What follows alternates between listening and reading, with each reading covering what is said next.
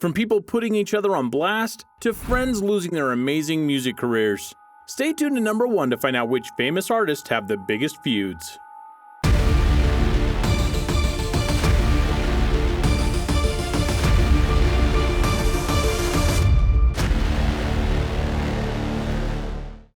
Number 10. Nicki Minaj and Mariah Carey. Let's start off with one feud between musicians that literally came out for the whole world to see. Nicki Minaj versus Mariah Carey. Ring the bell. Okay, so this didn't happen on an award show or in some recording studio. This actually happened on American Idol. You see, before the shutdown and the reboot, American Idol was struggling in terms of both ratings and judges. 2 of the mainstay judges, Paula, Abdul, and Simon Cowell, had left, and so they tried to fix this by bringing in other big-name judges. And by season 12, they did another cycle, bringing in Carey and Minaj. But clearly, they didn't put them to the test before putting them on camera. Because once it went live, the 2 went into it heavy and hard. Part of it was because of Minaj's personality, and others were caused by Carey not liking what Minaj was saying. They battled repeatedly on camera, and apparently it got even more intense backstage. It got so heated that by the end of the season, both of them left and the downfall of American Idol continued. And now it's back, and thankfully, with judges that actually get along. Number 9. Prince and Michael Jackson. This is actually a feud that you might not have known about, for Michael Jackson was the king of pop, but Prince was an artist all his own. But where their rivalry started was actually one of sales. In 1982, they each released a big album, 1999 from Prince, and from Michael Jackson, Thriller. Oh yeah, needless to say, Thriller won that battle, but Prince got the next one with Purple Rain, and this got Michael's attention. And he started going to some Prince concerts just to check out the guy and see what he was up against. But where the feud really escalated was when Michael actually asked Prince to be part of some of his work, including the 1985 ensemble classic We Are the World, and even be in his music video for Bad, which is still considered one of his best videos. But Prince refused both times.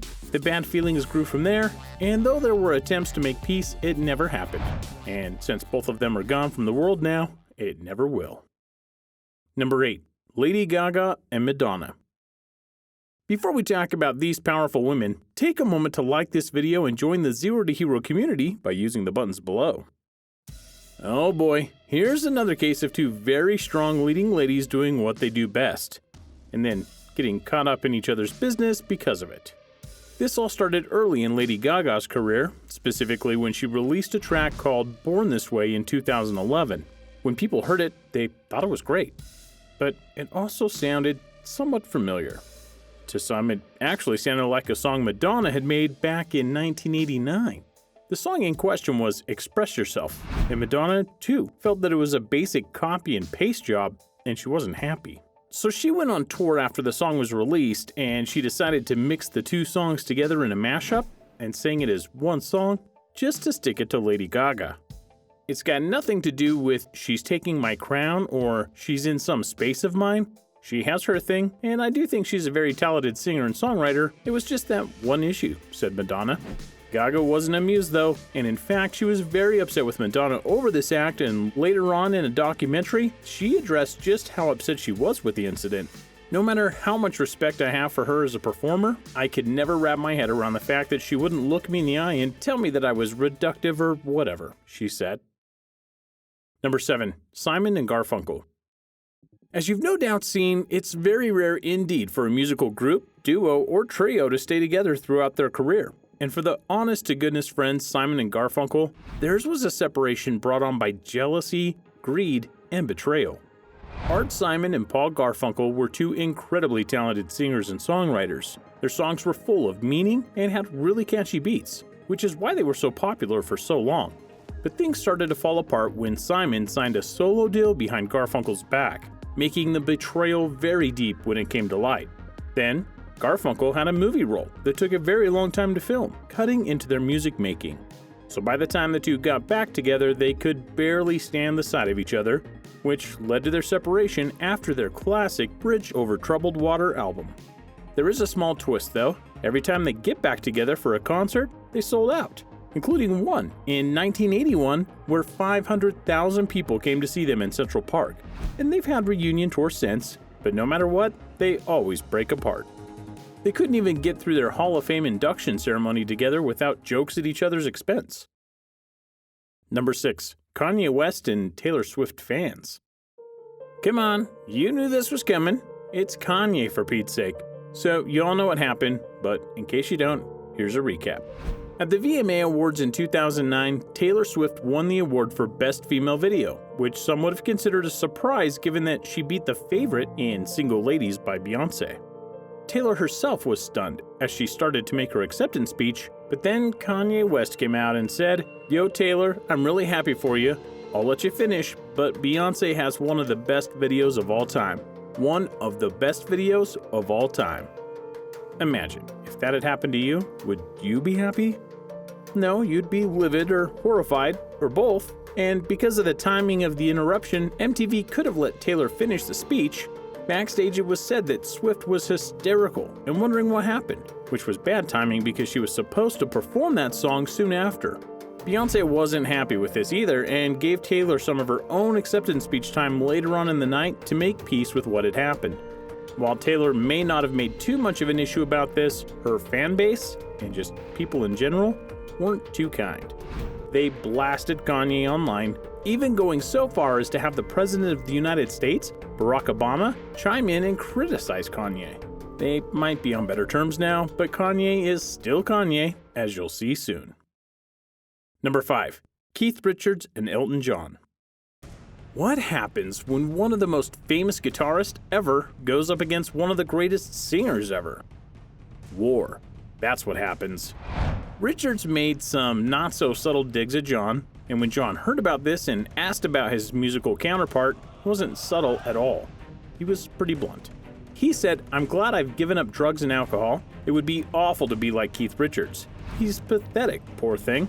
It's like a monkey with arthritis trying to go on stage and look young. I have great respect for the Stones, but they would have been better if they would have thrown Keith out 15 years ago. I think he's just an asshole, and I have for a long time." The two had to go at it for a while until 2015 when they reconciled. Number 4. Cardi B and Nicki Minaj. Can you say catfight? No, for real, this happened. Let's rewind a bit. In the rap world, there are two really big leading ladies taking charge and proving that they're just as good as the guys. Cardi B and Nicki Minaj. Both of them have had major albums and single hits and awards to go with it. And both of them are referred to as the Queen of Rap, which naturally means that they're getting into a feud to see who the Queen truly is. This actually happened last year when during a Fashion Week event, both Cardi and Nicki were brought to the party around the same time and walked the red carpet really close to one another and said some words, then ring the bell. Oh yeah, it happened, and there's video footage for part of it. Apparently, Nicki insulted Cardi's child, and Cardi B wasn't going to have any of that. The two were separated by security, but the damage was done, and the bad blood continues to this day. Number 3. Kid Rock and Tommy Lee. Let's have another actual fight, okay? Tommy Lee was the drummer for Mötley Crüe, while Kid Rock was the singer who was never afraid to tell people his thoughts. In the 90s, they both married Pamela Anderson, and both got divorced from her, and then they went after each other. It's very unclear how it all escalated, but we all know where it blew up. During the 2007 VMAs, Lee went into Rock's seat while he was away. When Rock returned, they had a literal fist fight and had to be separated. The two claimed it was bad blood that started the fight and nothing else. Number 2. Kanye West and Drake. Told you he'd be back. This one is a bit ironic for Kanye though, because he and Drake were actually really good together in terms of friendship and music. Drake even noted a few times that he credits Kanye West for helping him find his own style, and they even did collaborations together. But then, slowly but surely, they started throwing disses at one another, and it all started out kind of okay, but then it grew more and more hateful, and Drake never understood where it came from. In 2018, there was a year-long feud for the two, where they each traded disses with one another, and West even went so far as to allege that Drake had an illegitimate son. He did, but that's another topic. And Drake went off on him. And then One day in December, Drake asked Kanye for legal permission to use one of their collaboration songs on a future project. Kanye not only said no, he blasted him on Twitter for it. And this started a very long and anger-filled rant on Twitter about what Drake had asked for, even saying that Drake threatened his wife and children, which Drake obviously denies. Still, that's pretty intense and not cool in the slightest. And it doesn't look like these two are going to get better anytime soon. Number 1. John Lennon versus Paul McCartney. It's very easy to think that the Beatles were this perfect little group that had no issues whatsoever, which is why they became one of the greatest and most important rock groups in the history of music. But by the end of their ensemble career, the cracks were visible and very well known, specifically between Paul McCartney and John Lennon. To be fair, there were a lot of factors that led to this beef and the dissolving of the Beatles. One of the biggest ones was the passing of their manager, Brian Epstein, who many refer to as the fifth Beatle. He kept them all in check, but after his passing, Paul tried to take over and failed. Badly. As for Lennon, he entered a very controversial relationship with Yoko Ono, the woman many blame for actually breaking up the Beatles, in fact. Only one of the other three members, Ringo Starr, was okay with the marriage. But when George Harrison and McCartney didn't approve, Lennon was furious. So by the time McCartney went to dissolve the Beatles officially and legally, the fight was literally on. Both of them sent diss tracks at one another, and many people ate it up. But eventually, McCartney and Lennon were able to put their differences aside, for the most part, and got to be on more friendly terms. Sadly, they could never fully reconcile, given the passing of Lennon in 1980. What do you think about these crazy feuds? Let us know in the comments below and take care.